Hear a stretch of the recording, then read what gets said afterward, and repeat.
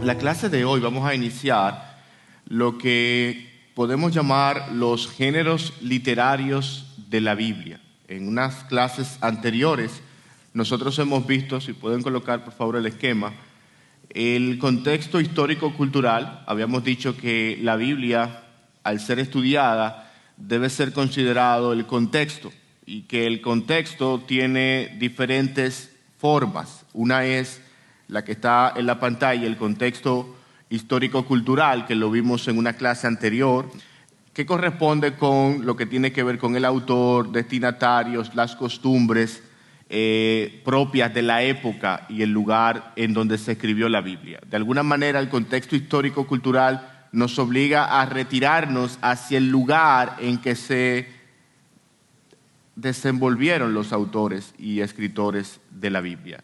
El entonces, el allá. Es como viajar en una máquina del tiempo hasta el lugar de los hechos. Pero también el contexto implica lo que se denomina el contexto de género o literario, que se corresponde con la forma en la que se escribe el texto, no tanto el contenido, sino la forma. Eso, como ustedes sabrán, está en la Biblia diferentes géneros como el narrativo, el poético, el epistolar, etc. Y eso lo veremos a partir de la clase de hoy. Luego veremos un tercer tipo de contexto, y básicamente dentro del contexto literario es el contexto orbital, que son los pasajes que están alrededor del texto que estamos estudiando, los versículos delante y detrás. Pero, como les dije, en el día de hoy vamos a empezar con lo que conlleva el contexto literario y lo que se refiere a los géneros literarios. Todos nosotros, de alguna manera, hermanos, sabemos cuándo hay un género literario. En cualquier escrito en que nos encontramos, todos, de una manera intuitiva, reconocemos que hay diferentes formas de escribir. Por ejemplo, si pueden colocar la siguiente, si usted comienza a leer un documento que comienza con la frase «érase una vez», ¿qué usted espera del resto del contenido de ese documento? ¿Cuáles expectativas usted genera? Bueno, probablemente que allí habrá personajes ficticios, hadas, habrá duendes, habrá dragones, y usted no se va a sorprender de nada de eso. Usted no va a sentir que le están engañando si usted encuentra ese tipo de contenido, porque usted asume y tiene ciertas expectativas. Por el contrario, si usted comienza a leer un documento que dice «Distinguido señor García», imagínense entonces que usted encuentra allí hadas, príncipes azules y dragones. Sería raro. No, usted va a asumir que el resto del contenido de ese documento es algo oficial, informativo, probablemente algo que tenga que ver con el tiempo presente, muy probablemente. Por el contrario, si usted comienza a leer un documento que dice «Hoy lloran las rosas», ¿qué usted va a encontrar allí? Métrica, simetría, lenguaje simbólico, mucha poesía. Usted no se va a sorprender de eso. Y si usted, por el contrario, comienza a leer un documento que dice «La noche del 27 de febrero de 1844», usted va a asumir inmediatamente que los hechos narrados aquí son históricos, tienen que ver con un tiempo y un lugar específico. Bueno, eso lo hacemos en la vida normal, en nuestras lecturas diarias. Todo el tiempo interpretamos los contenidos que leemos de acuerdo al género literario en que está escrito. No es distinto a la Biblia. La Biblia, por igual, debe ser leída de acuerdo al género literario en que se escribió. Y acerca de eso, cierto autor dice lo siguiente: «La determinación del género es crucial para detectar el significado de un texto literario, ya que como un lente infrarrojo ofrece una fotografía que no siempre observamos con luz normal. Los géneros desencadenan expectativas diferentes y por lo tanto exigen estrategias de lecturas divergentes». Lo que nos está diciendo este autor es eso: los géneros deben ser abordados de diferentes formas, deben ser entendidos de diferentes maneras. Esta clase y las siguientes, nosotros vamos a hacer un esfuerzo por ver los diferentes géneros literarios de la Biblia y las implicaciones que tiene ese género en cuestión para el entendimiento de la Biblia. ¿Cómo entender este género en particular? ¿Qué es un género literario, en primer lugar? Bueno, es una forma de clasificar algo de acuerdo a la clase o estilo en lugar de su contenido específico. Yo lo clasifico de acuerdo a la clase o al estilo en que se escribió o a la forma en que se escribió más que por el contenido. Es identificado al examinar el estilo, la estructura, la forma, el tono, el contexto y las técnicas literarias de un libro. Así se examina un género literario en particular. ¿Cuáles son los géneros literarios principales de la Biblia? Bueno, hay básicamente 3 géneros literarios principales. El primero es la narración, que ocupa el 43% de la escritura. Y todos conocemos libros narrativos como Génesis, Éxodo, Levítico, en el Nuevo Testamento los Evangelios, el libro de los Hechos.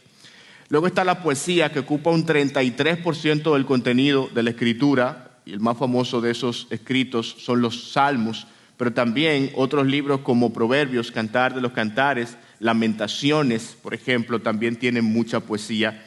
Y por otro lado, la prosa, que ocupa el 24% del contenido de la Biblia, y pasajes o libros como Romanos, Corintios, Gálatas y Efesios son un ejemplo. Algo importante que decir acerca de esta clasificación. Esto no significa que dentro de estos géneros no haya subgéneros. Por ejemplo, cuando hablamos del género poético, nos encontramos con la literatura sapiencial, que es una especie de literatura distinta en alguna forma a la poesía, pero muy parecida. Algunos la agrupan dentro del subgénero de la poesía, por ejemplo.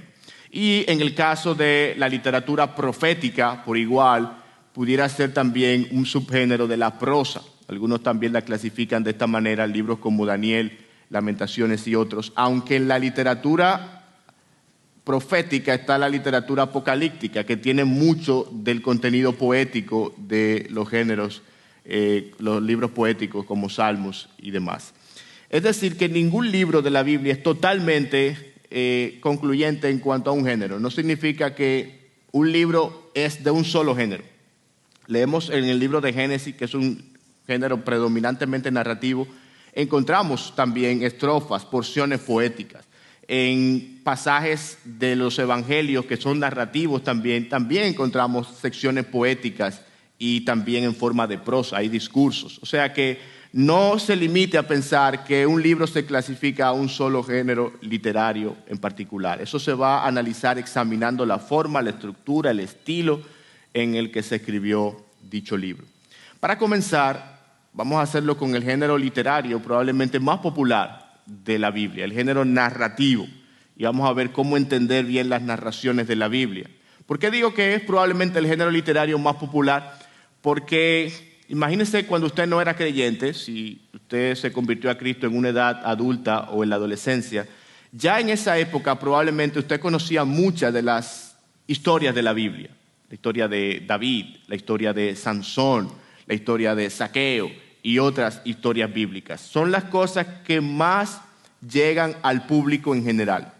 Y no es sorpresa, para nada. Nosotros nos ponemos de puntillas cada vez que alguien comienza a leer una historia. Cada vez que alguien comienza a contar una historia, por alguna razón, por alguna forma en la que fuimos creados, nosotros nos interesamos aún más. De manera que no es sorprendente que Dios, conociendo nuestra predilección por el género histórico y las narraciones, haya inspirado su palabra de una manera predominantemente narrativa. La Biblia, de hecho, de Génesis a Apocalipsis, es una gran historia. Qué bueno que la Biblia no se escribió en un solo género, que no fue monótona y por lo tanto no es aburrida, es dinámica y es esencialmente un escrito literario. Es cierto que la Biblia es más que un escrito literario, pero la Biblia es un escrito literario y por tanto debe ser leído como cualquier otro escrito literario. La Biblia debe ser leída de acuerdo al género literario en el que se escribió. De eso trata estas clases y las siguientes. Comencemos entonces con las narraciones bíblicas, algunas consideraciones, aspectos a tomar en cuenta antes de estudiar las narrativas bíblicas. Primero, no son alegorías complejas. No se trata de buscar un significado oculto en cada personaje, en cada acción, en cada objeto. Muchos han cometido este error y lo vimos en la primera clase cuando hablamos de la interpretación alegórica. Asignar un significado oculto, no evidente a la primera lectura, sino inventado o incrustado, digamos, por el lector.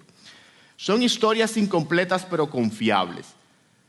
¿A qué se refiere esto? Bueno, que no son exhaustivas. Ninguna narración de la Biblia es exhaustiva en el sentido de que no da todos los detalles de todos los personajes.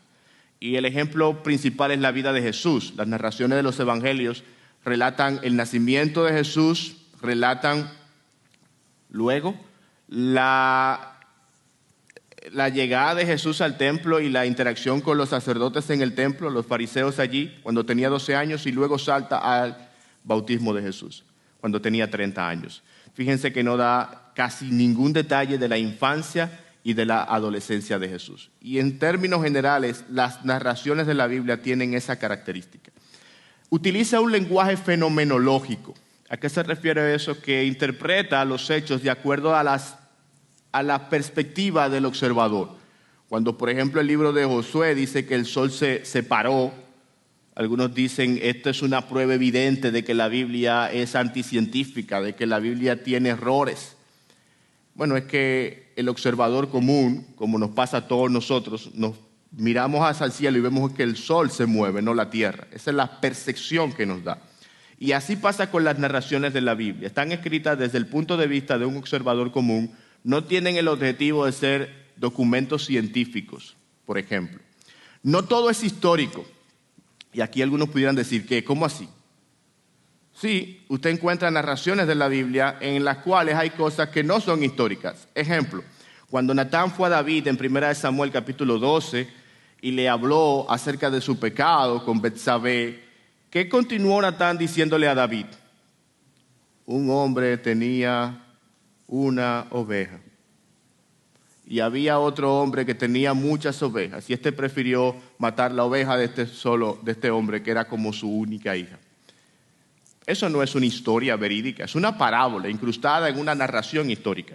Y así pasa en los evangelios, por ejemplo, cuando los discípulos están con Jesús, de un momento a otro Jesús comienza a hablar y narra una parábola que no es histórica en el sentido de que no es una historia que sucediera en un tiempo y lugar. Por otro lado, las cifras suelen ser aproximadas. Cuando la Biblia, por ejemplo, en los mismos evangelios habla de que toda Jerusalén se turbó, ¿significa eso que toda persona de Jerusalén sin excepción se turbó? O cuando dice toda la ciudad salió a su encuentro, ¿significa eso que nadie se quedó en su casa? No, está hablando de una aproximación, es el lenguaje natural que usamos nosotros al conversar en el día de hoy también. Y por otro lado, no se pueden interpretar individualmente, eso lo vamos a ver también con más detalle ahora. Corresponden a un contexto histórico, en primer lugar, como vimos en la clase pasada, pero también corresponden, todas las historias de la Biblia, todas las narraciones corresponden a un contexto teológico, que es más importante incluso para nosotros. Así que con eso en mente, yo quiero traerles el día de hoy consejos para leer la narrativa, consejos para leer las narraciones de la Biblia. Primero, y lo vamos a ver brevemente cada uno, separa las escenas. Segundo, identifica el argumento. Luego, localiza el punto de vista. 4, analiza a los personajes. 5, observa las repeticiones. 6, descubre la estructura. 7, examina los elementos retóricos. 8, separa lo descriptivo de lo prescriptivo. 9, determina el propósito teológico. Y 10, encuentra cómo señala a Jesús. Estos consejos nos van a ayudar a entender las narrativas de la Biblia en su justa dimensión y de acuerdo a la intención que tenía el autor inspirado. Así que, sin más, comencemos con el primero. Separa las escenas.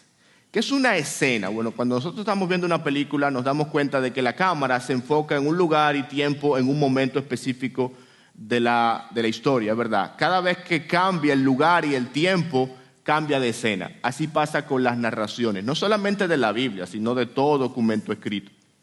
Cada escena representa algo que tuvo lugar en determinado tiempo y lugar, y cada vez que el relato indica un cambio en el tiempo o lugar, se puede señalar la presencia de una nueva escena. Nada ocurre en ningún lado, dice cierta autora de escritos de ficción. Nada puede ocurrir en ningún lado. Cada vez que algo ocurre en un relato bíblico, ocurre en un lugar y en un tiempo específico. A eso nos referimos con identifica, separa la escena. ¿Dónde ocurre? ¿En qué tiempo ocurre? Por ejemplo, cuando usted comienza a leer el libro de Jueces, ¿qué lee en la primera línea del libro de Jueces? Perdón, en el libro de Ruth, ya les di la respuesta. En el tiempo en que gobernaban los jueces, comienza a decir el libro y da más detalles acerca de eso. Por ejemplo, el cambio de tiempo y lugar en versículos específicos de la Biblia. Por ejemplo, en Primera de Samuel, capítulo 3, en diferentes partes de ese capítulo cambia el tiempo. En el versículo 1 habla de días previos, en los versículos 2 al 14 habla de algo que ocurrió esa noche en particular, los versículos 15 a 18 narran lo que ocurre la mañana siguiente y en los días siguientes son narrados a partir del versículo 19. Un buen ejercicio es identificar esos cambios en el texto cuando yo estoy leyendo una narración. En el caso del lugar, vemos en Primera de Reyes capítulo 17 cómo se presenta a Elías en el palacio, luego a Elías en el arroyo de Querit, luego en la puerta de la ciudad de Sarepta y finalmente en la casa de la viuda. Todos esos cambios corresponden a separaciones de pensamiento en la narración. Es parecido a lo que ocurre con los párrafos en la prosa. El cambio de tiempo y lugar son la analogía de lo que hacen los párrafos en la prosa, dividen los pensamientos del autor, así por igual pasa en las narraciones. En segundo lugar, identifica el argumento. ¿Qué es el argumento? Bueno, tiene 3 elementos, es una situación inicial, luego viene un conflicto y luego viene un desenlace. Hay otras formas de dividirlo, algunas más elaboradas, pero yo creo que esto es una forma básica para comenzar a estudiar el tema. ¿Cómo yo sé lo que está sucediendo? ¿Cómo yo descubro la trama? Que también es lo mismo que el argumento. ¿De qué trata la historia? En pocas palabras. Bueno, yo puedo sintetizar una historia bíblica que probablemente ocupe 3, 4, 5, hasta 10 capítulos en 3 secciones haciendo uso del argumento, identificando el argumento. Si yo voy a tomar, por ejemplo, el capítulo 1 del libro de Daniel, nos encontramos que en la situación inicial que ocurre, Daniel y sus amigos son parte de los cautivos de Babilonia que son llevados por Nabucodonosor. Luego viene el conflicto. ¿Cuál era? Se les exige comer de los alimentos sacrificados, o más bien los alimentos que no eran puros para los judíos. Y finalmente el desenlace en el que ellos le piden al asistente del rey que les permita comer otra cosa. Y Dios les bendice aún más que a los demás siervos del rey de Babilonia. Esas son algunas de las maneras en que yo puedo dividir la historia. Eso me va a permitir conocer de qué trata el pasaje. Un tercer consejo es localizar el punto de vista. ¿Qué es el punto de vista? Bueno, es la perspectiva desde la que se cuenta la historia. Le concede coherencia a toda la serie de escenas. Cuando lo identificamos podemos declarar cuál es el propósito del pasaje. El punto de vista o perspectiva del autor es lo que el autor humano, el escritor, inspirado por el Espíritu Santo, dice acerca de lo que escribe. Algunos también lo llaman comentarios editoriales. Y vamos a ver un ejemplo de eso ahora. Pero es sumamente importante para entender el propósito de la narración. Puede identificarse por medio de los comentarios del narrador, las palabras de los personajes o la estructura. Algunos ejemplos o algunas preguntas antes de los ejemplos. ¿Está narrando en primera o tercera persona? ¿Es un observador omnisciente capaz de ver muchas cosas a la vez? ¿Es capaz de leer la mente de las personas? ¿Está del lado de las acciones de alguno de los personajes? ¿Interrumpe su historia con información que proviene de un momento posterior? ¿Emite un juicio acerca de los hechos, por ejemplo? en Segunda de Reyes 17. Escuchen lo que dice. Esto sucedió porque los hijos de Israel habían pecado contra el Señor su Dios, que los había sacado de la tierra de Egipto. El relator, el escritor del libro, dice la razón por la que sucedieron los hechos. Ya como intérprete yo no tengo que buscar una razón, yo no tengo que incrustar una razón en el texto porque ya el autor me la ha dado. A veces también el autor interpreta el pasaje por nosotros, como en Marcos capítulo 7, no entendéis que todo lo de fuera que entra en el hombre no le puede contaminar porque no entra en su corazón sino en su vientre y sale a la letrina. Y aquí viene el comentario editorial de Marcos. Esto decía Jesús diciendo o haciendo limpios todos los alimentos. Marcos interpreta lo que Jesús quiso significar con sus palabras. Eso es muy importante, repito, para entender las narraciones. Debemos estar a la caza de identificar aquellas maneras en que el escritor interpreta, explica, abunda sobre el significado de los acontecimientos. El escritor no solamente relata, él es una especie también de intérprete para los lectores. Eso es en cuanto a localizar el punto de vista. El punto número 4 es analizar los personajes. Los personajes son los que le dan la dinámica a la trama. Lo que le da la atención reside principalmente en los personajes del relato.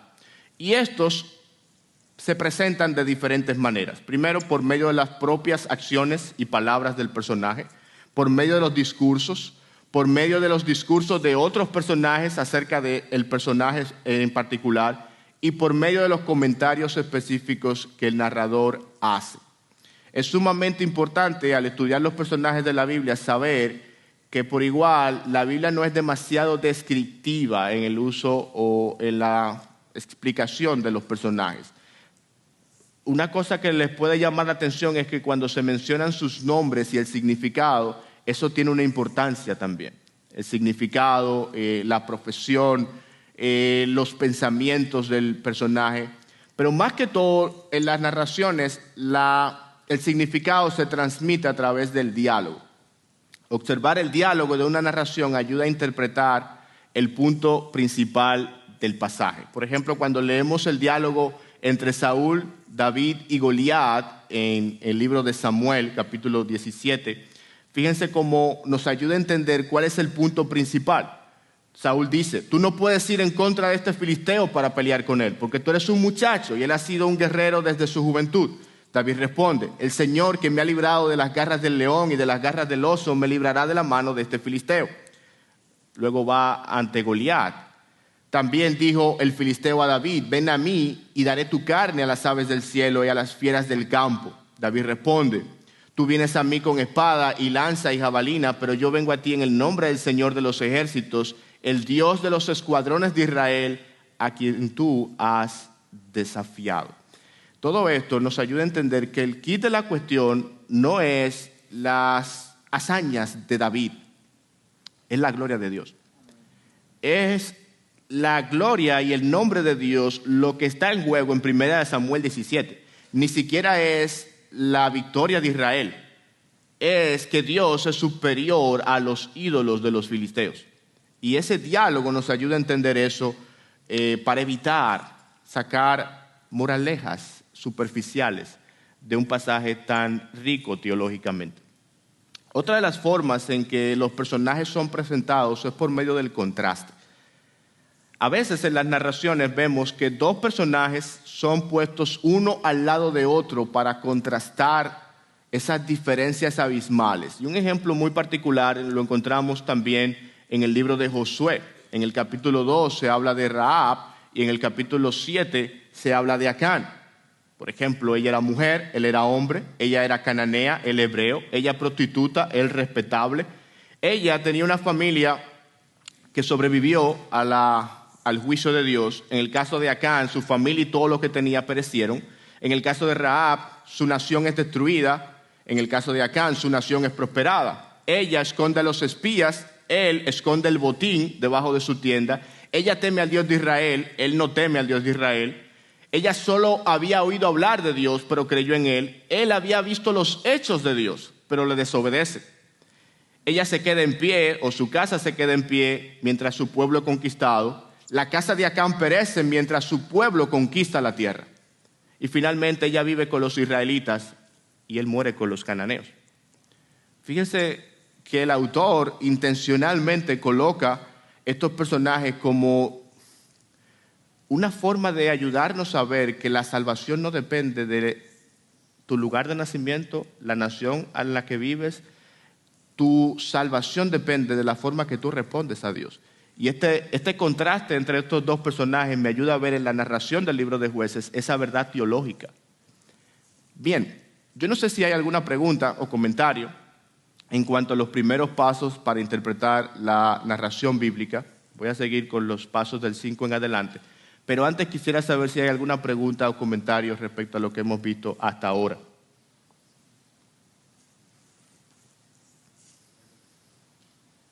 Allá, sí.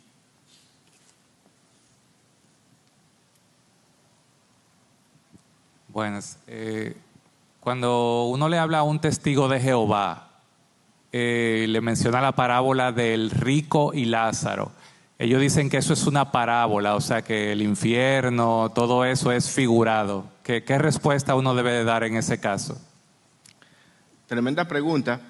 Eso está en Lucas capítulo 16, cuando el Señor menciona lo que acontece con el rico y Lázaro. Muchos se han preguntado si ciertamente es una parábola porque menciona nombres. Las parábolas regularmente no mencionan nombres, no mencionan personas por nombre. En esa parábola se menciona a Abraham, por ejemplo, y se menciona a alguien llamado Lázaro. De modo que de ahí, partiendo de ahí, ya genera discusión porque regularmente Jesús no hace eso en las parábolas. Por otro lado, sea que sea una historia real, porque lo que hace ruido en la historia es que alguien desde el infierno pueda ver el cielo y alguien desde el cielo pueda ver el infierno y que tengan comunicación entre ellos. Eso todavía hace más ruido a la luz del resto de la Escritura. Ahora, la forma en que comúnmente se ha entendido esto es como una parábola, pero sea o no parábola, la verdad que se dice ahí es verdad. Es decir, aun cuando un relato no sea histórico en el sentido de que sucediera realmente, que sea una metáfora, una parábola, una alegoría, aún así lo que se dice en el relato es cierto. Por ejemplo, cuando Natán en 1 Samuel capítulo 12 narra lo del hombre que tenía una sola ovejita y su vecino le mató esa ovejita para darla a otro. Eso es verdad, en el sentido de que es una gran muestra de egoísmo y de indiferencia hacia otro hacer eso, como lo hizo David. De la misma manera, lo que ocurre en Lucas 16, en la parábola del rico y Lázaro, es cierto. En el lugar de tormento, las personas se van a lamentar por su pecado. Y Dios tiene total control de lo que sucede en esta vida, en el sentido de que solamente lo que sucede aquí cuenta para la eternidad. Lo que sucede en esta vida determina tu destino eterno. Eso se enseña en esa parábola también. Y por igual, no hay remedio después de ahí. Ya después de la muerte no hay ningún cambio en cuanto al lugar donde tú estarás en la eternidad. Y todo eso es cierto. Sea que la historia sea real, de algo que sucedió históricamente, o que sea una parábola. No sé si eso satisface tu respuesta. Sí, Joel.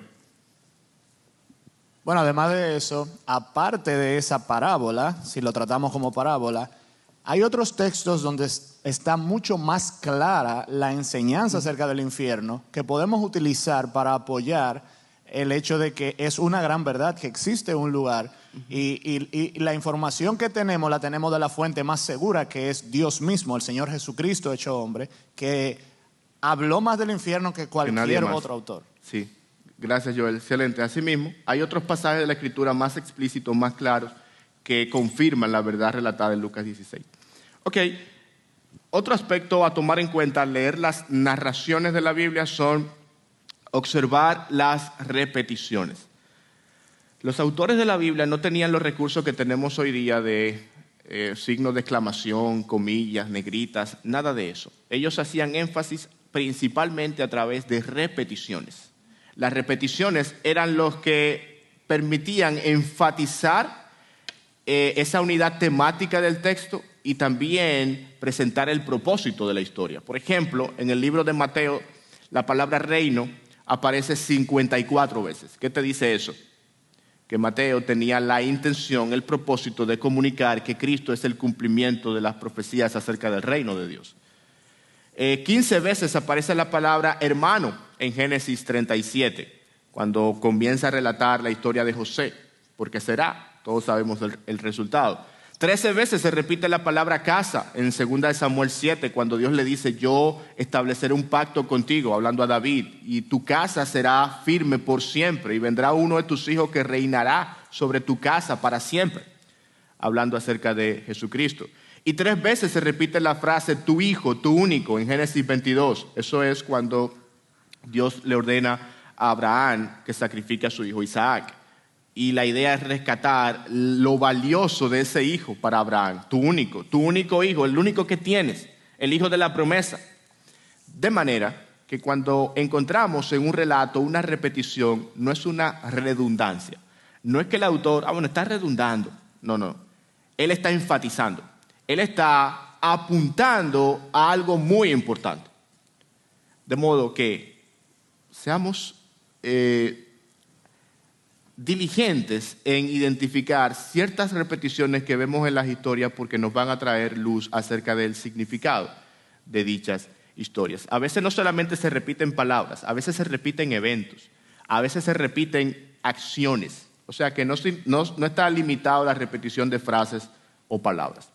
En sexto lugar, para entender las narrativas hay que descubrir la estructura de las mismas. La estructura muestra el propósito del autor.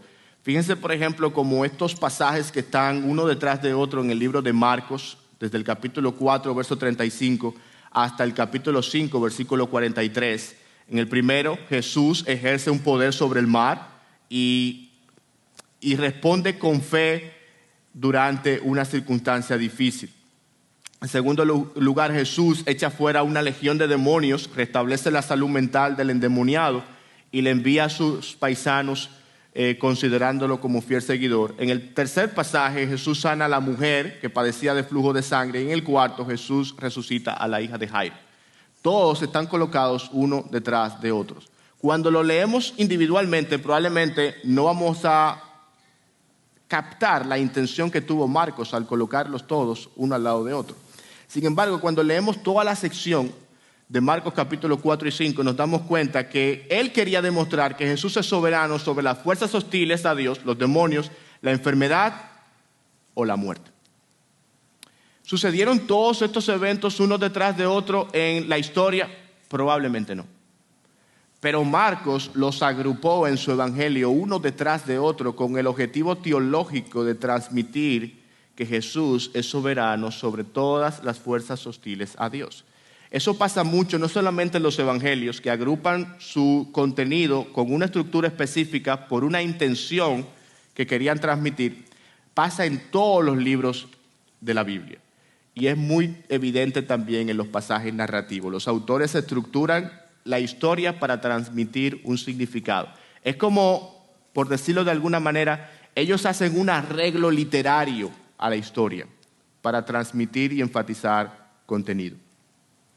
Pero también veamos un ejemplo de Segunda de Reyes, capítulo 10, comparado con Deuteronomio, capítulo 17. Cuando leemos el pasaje de Segunda de Reyes, y no voy a leerlo por cuestión de tiempo, pero está en la pantalla, usted pudiera interpretar a primera vista que lo que el autor de Reyes está haciendo es elogiando a Salomón, porque está diciendo que reunió carros, hombres de a caballo, tenía 1,400 carros, 12,000 hombres de a caballo, tenía una riqueza inmensa. Y usted dice, wow, lo está elogiando. Pero cuando usted va a Deuteronomio capítulo 17, donde Dios había dado las advertencias a los que serían los futuros reyes de Israel, se da cuenta de que esto no es un elogio, es una reprimenda oculta. La estructura en la que se encuentran los pasajes, al compararlos, da evidencia de que el autor de Reyes quería disimuladamente, por así decirlo, reprimir o confrontar la acumulación desmedida de riqueza de Salomón, el llevar a su pueblo otra vez a Egipto en busca de caballos y obviamente el tener tantas mujeres para sí mismo. Eso pasa cuando nos detenemos a observar cómo el autor estructura el pasaje. Nos da una idea de su significado, de su propósito. Por otro lado, en séptimo lugar, debemos examinar los elementos retóricos.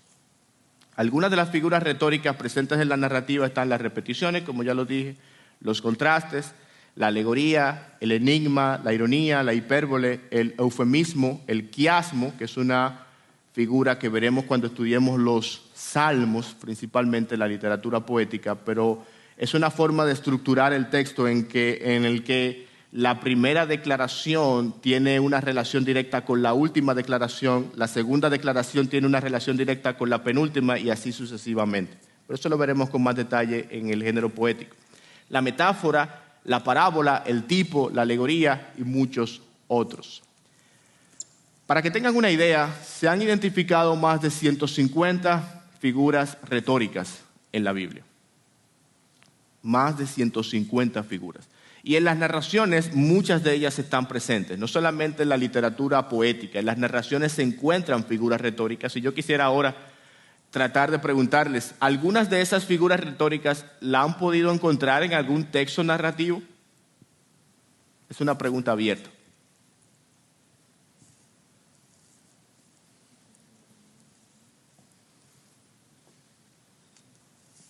Allá, sí.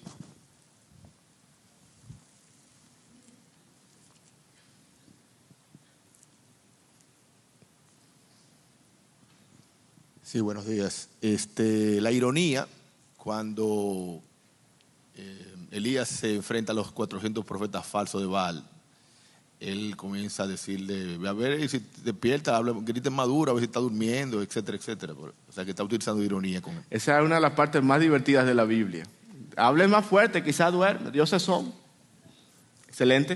Eso es una ironía, declarar algo que a todas luces no es verdad, con el sentido de, allá, hermano, con el propósito de recalcar lo absurdo de esa declaración. 7 repeticiones de 1000 años en un capítulo de Apocalipsis. ¿7, perdón? Repeticiones de 1000 años. Ok, en un capítulo de Apocalipsis. Bien. ¿Alguien más ha identificado alguna figura de estas, principalmente en los textos narrativos? Aquí, perdón.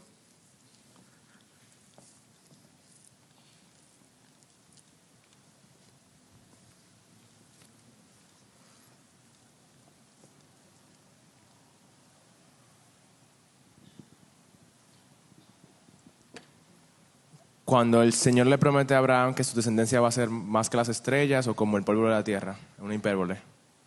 ¿Qué es eso? Hipérbole. Ya. Pero también puede ser una metáfora, ¿verdad? Yo estoy haciendo uso de algo, un objeto para describir una idea. Sí, aquí, Alexis.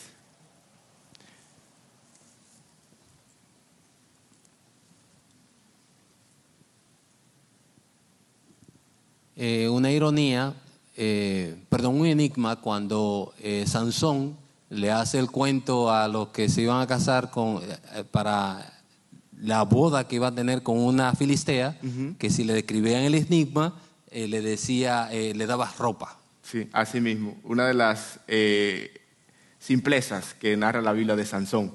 Pero son interesantes. ¿Por qué pongo esto y por qué lo traigo como un consejo para leer las narrativas? Porque cada vez que una de estas o otras figuras retóricas aparece en un texto narrativo, ¿saben qué sucede? El texto o la declaración en particular no se interpreta de acuerdo al uso literal de las palabras. Cuando, por ejemplo, José dice que Dios le prometió a Abraham que su descendencia sería tan numerosa como el polvo de la tierra, significa que vamos a contar el polvo de la tierra y vamos a ver qué relación hay, cuánto polvo en la tierra hay, cuánta arena en el mar hay y a ver la descendencia de Abraham. ¿Significa eso? No, es que va a ser muy numerosa, extraordinariamente numerosa. De modo que cuando llegamos a una figura retórica tenemos que encender una luz en nuestra mente que diga aviso de interpretación no literal, sino literaria. Por eso cuando alguien pregunta, ¿la Biblia debe ser entendida literalmente? Sí, de acuerdo al género en que fue escrita. Debe ser entendida literariamente. Hay pasajes de la Escritura que deben ser entendidos de acuerdo a la intención que tenía el autor. Y eso es sumamente importante, sobre todo cuando lleguemos a pasajes proféticos, donde hay tantas diferencias de interpretación precisamente por no considerar seriamente las figuras literarias o retóricas. Bien, prosigamos. En octavo lugar, debemos separar lo descriptivo de lo prescriptivo. ¿Y qué es esto? Bueno, pasajes descriptivos describen, como su nombre lo dice, lo que sucedió, más que decirnos qué hacer, sin que implique que debemos comportarnos así. Dice lo que sucede, no lo que debería suceder. Por otro lado, los pasajes prescriptivos son órdenes o principios que son aplicables a todos los creyentes. Por ejemplo, estos dos textos que tengo aquí, 2 Timoteo capítulo 4, versículo 13, en él Pablo le da la indicación, la prescripción a Timoteo que ninguno de nosotros ha podido cumplir. Tráeme el capote cuando vengas. ¿Quién ha obedecido ese pasaje? ¿Y los pergaminos? Tampoco. Eso es descriptivo, eso describe lo que Pablo le dijo a Timoteo. No es un mandato para los creyentes de todas las épocas. Y usted dirá, pero eso es muy obvio. Bueno, lo que pasa es que en otros pasajes no es tan obvio. Si vamos al libro de los Hechos, por ejemplo, cuando en el capítulo 4 y 5 la iglesia comienza a vender todas sus posesiones y dar a los pobres y compartir para la necesidad de cada uno, ¿por qué nosotros no hacemos eso aquí? Porque es descriptivo. Describe lo que sucedió en la iglesia primitiva, no dice lo que debería suceder en cada iglesia. Por otro lado, los pasajes prescriptivos son órdenes, y en el caso de 2 Timoteo dice, apártate de las pasiones juveniles y sigue la justicia, la fe, con los que de corazón puro invocan al Señor. ¿Eso es algo que solamente se aplica a Timoteo, como lo del capote y los pergaminos? No, la Biblia nos dice a todos nosotros que nos apartemos de esas pasiones. ¿Cuándo identificar cuándo un pasaje es prescriptivo y cuándo es descriptivo? Bueno, eso es otra cosa. Pero básicamente una norma sabia para hacerlo es utilice pasajes prescriptivos para ayudar a interpretar pasajes descriptivos. ¿Qué significa eso? Que las narraciones de la Biblia deben ser entendidas a la luz de otros pasajes de la Biblia que tengan una connotación más prescriptiva, como los pasajes en prosa de los profetas o las cartas paulinas y generales en el Nuevo Testamento. No significa esto que los pasajes narrativos no enseñen verdad, ni que no nos den principios para nosotros seguirlos, obedecerlos. Lo que significa es que es sabio interpretarlos a la luz de otros pasajes que prescriben esa misma verdad que ilustra la narración. No sé si eso queda suficientemente claro o genera alguna pregunta. Y este es el momento cuando pueden hacerlo. Parece que está aquí. Un ejemplo, bueno, aparte de esos que están ahí, a veces me preguntan los muchachos en el colegio, profesor, ¿cómo es que Abraham tuvo esas mujeres y David tuvo esas esposas y aún Salomón tuvo tantas mujeres? Y la Biblia, ¿cómo que la Biblia nos dice que tengamos muchas mujeres? Que la Biblia no nos dice eso. Ellos tuvieron muchas mujeres. La Biblia describe su comportamiento y como dice el libro de Romanos, muchas de las cosas escritas en la Biblia es para nuestra enseñanza, para que no codiciemos cosas malas como ellos codiciaron, por ejemplo.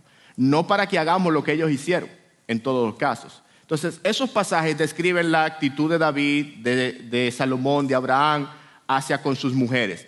Pero pasajes del Nuevo Testamento, como los que Pablo relata, dice, cada uno tenga su propia mujer, su propio vaso en santidad. De modo que ese pasaje del Antiguo Testamento debe ser interpretado a la luz de las declaraciones prescriptivas del Nuevo Testamento, por ejemplo. Y de otras del Antiguo Testamento, porque resulta que Dios había prohibido a los reyes tener muchas esposas. Dios lo permitió en un momento específico y no juzgó su pecado como pudo haberlo juzgado, pero no es que Dios aplaudiera su acción. Bien, ¿entienden esa parte entonces de lo prescriptivo y lo descriptivo? Eso hay que tener mucho cuidado en las narraciones porque suscitan a veces muchas malas interpretaciones. Una cosa es lo que la Biblia dice que sucede, otra cosa es lo que la Biblia dice que debe suceder. Y el libro de los Hechos, repito, es un ejemplo muy importante de eso, en el que muchas iglesias tienen muchas diferencias precisamente por no entender esta distinción. Allá.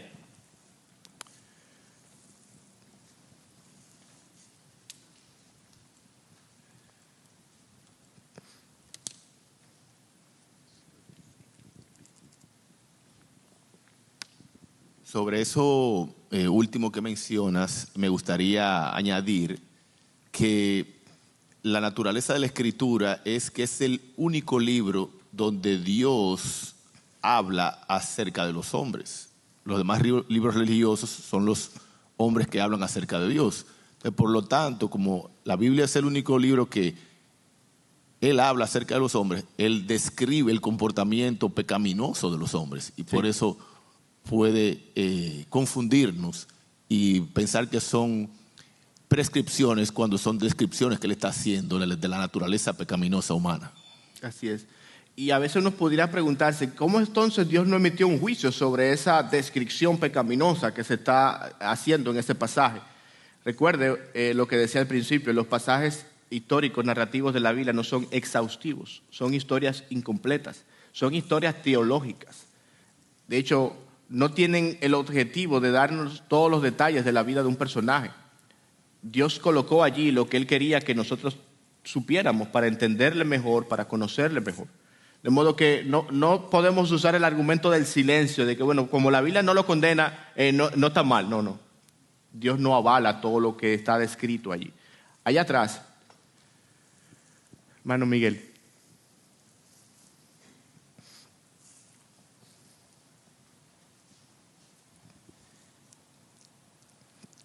En el libro de Nehemías es interesante que apoya lo que tú has estado presentando. Hablando de Salomón, que tuvo tantas mujeres, en una ocasión estuve predicando en una iglesia sobre ese tema y alguien me sacó ese punto. Y yo lo llevé a este pasaje de Nehemías, donde dice el último capítulo en el verso 26, no pecó por esto Salomón, rey de Israel, bien que en muchas naciones no hubo rey como él, que era amado de su Dios, y Dios lo había puesto por rey sobre todo Israel. Aún a él le hicieron pecar sus muchas mujeres, o las mujeres extranjeras. Es decir, que en la narrativa hay que tener mucho cuidado de sacar principio cuando son narraciones que lo que nos están explicando cómo sucedieron los eventos. Así es, gracias hermano. Bien, en noveno lugar debemos determinar al leer las narraciones de la Biblia el propósito teológico. Y para eso es sumamente importante entender que toda narración bíblica, toda historia, todo relato, principalmente del Antiguo Testamento donde la revelación no estaba completa, se da en tres esferas. En una primera esfera está la historia individual. Por ejemplo, la historia de David, la historia de José, la historia de Abraham. Ahí relata los eventos de su vida, aspectos de la historia con mucho detalle. Pero esa no es la esfera más importante. Hay una esfera que es la esfera de la historia del pueblo de Dios. Y en este caso, en el Antiguo Testamento, narra la historia de los tratos de Dios con Israel. Cuando nosotros leemos la historia de David, esa historia está dentro de un marco teológico, que es el pacto que Dios hizo con Israel, la historia de Dios guiando al pueblo de Israel desde el Éxodo hasta la tierra prometida y luego en santidad para con él.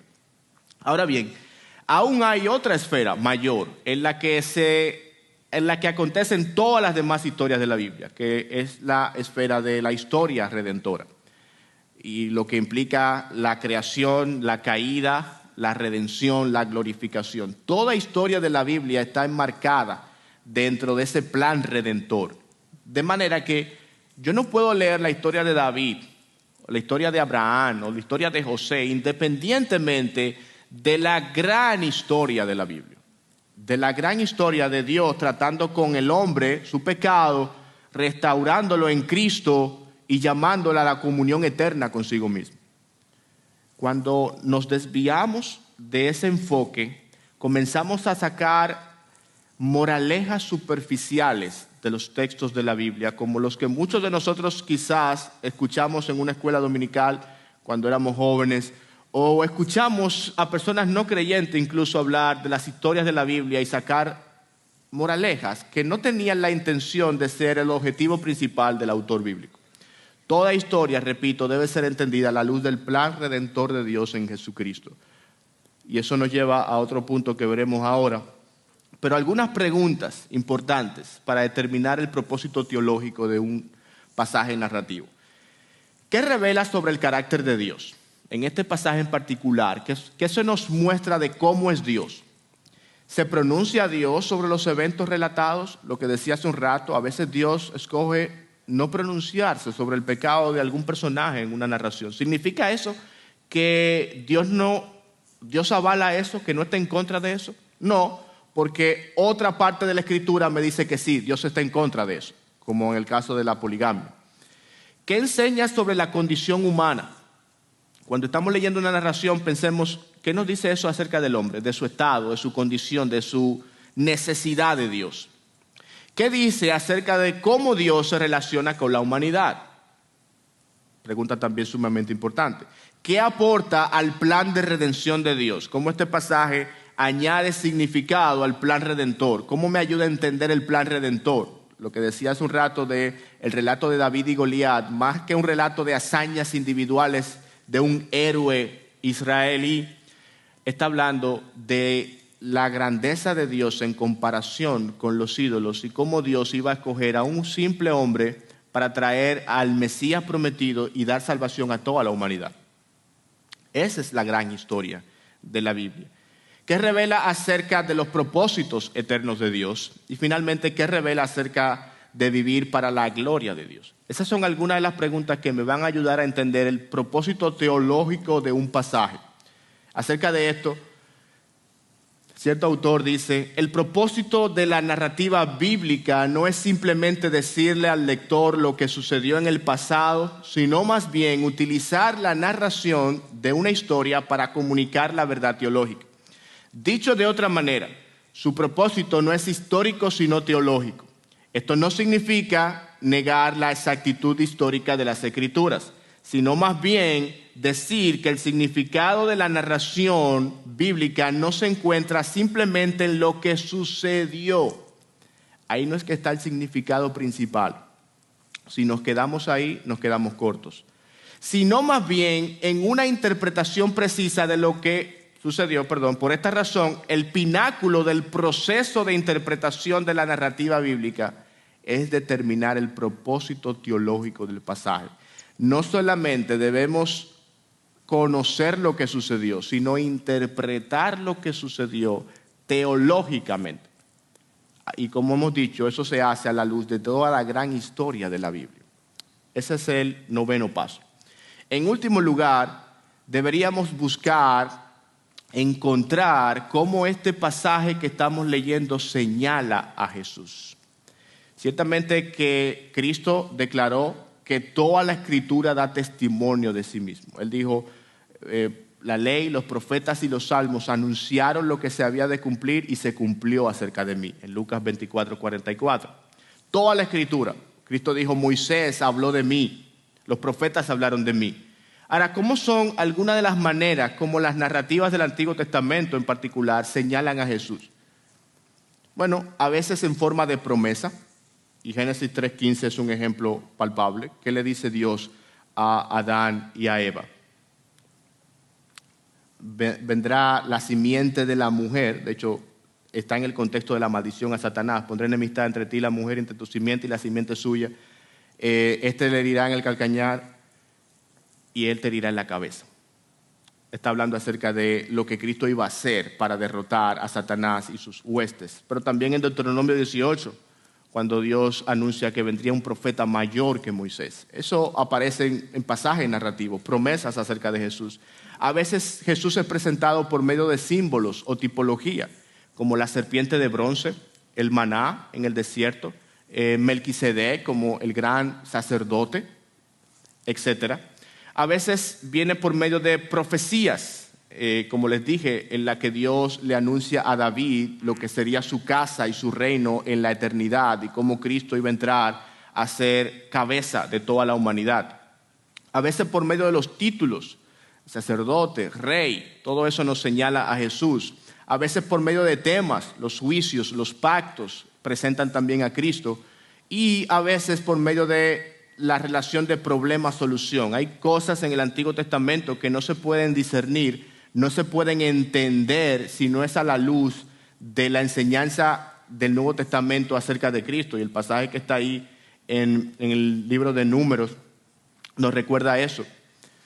Por ejemplo, aunque no tengo mucho tiempo para explicarlo, dice: el Señor es lento para la ira y abundante en misericordia y perdona la iniquidad y la transgresión, mas de ninguna manera tendrá por inocente al culpable, sino que castigará la iniquidad de los padres sobre los hijos hasta la tercera y la cuarta generación. Cuando usted lee ese pasaje se da cuenta de que dice dos cosas que parecen irreconciliables. ¿Cuáles son? El Señor es lento para la ira y abundante en misericordia y perdona la iniquidad, y por otro lado, de ninguna manera tendrá por inocente al culpable. ¿Cómo eso se resuelve? Tenemos que llegar al Gólgota, cuando Dios hizo a Cristo el objeto de su ira para pagar el pecado de todos nosotros. Y Dios no dejó de castigar el pecado, pero a la misma vez la misericordia se encuentra con la justicia cuando le extiende la salvación a su pueblo por medio de esa obra. Eso no se entiende si no es a la luz de Jesucristo. Y así pasa con otras partes del Antiguo Testamento y las narraciones de la Biblia en sentido general. Pero más adelante habrá una clase sola para este tema tan importante de cómo interpretar, cómo ver a Cristo a través de todas las Escrituras. Pero en el término de las narraciones, por lo menos podemos verlo de esa. Queda un minuto para alguien que quiera tener una pregunta, una intervención acerca del tema. En la parte de la que regularmente nosotros hacemos mucho énfasis en que la Biblia cuenta, o sea, la redención, que desde principio a fin es la redención, pero también lo pudiéramos ver que la redención simplemente es algo que Dios está haciendo para mostrarse Él. O sea, que toda la historia de las Escrituras es la historia de Dios, Él rescatando a pecadores para que lo adoren por toda la eternidad. De hecho, tanto es así que los ángeles, querubines y serafines están en el cielo, no han pecado y ellos sí están alabando y adorando a Dios por siempre. Simplemente Dios va a unir este pueblo a aquellos que no han pecado para que sigamos adorándolo a Él. El fin de la historia de las Escrituras es conocer a nuestro Amén. Dios y adorarlo. En definitiva, y para cerrar, Dios es el héroe de cada historia de la Biblia. Es el personaje central y de quien habla la historia.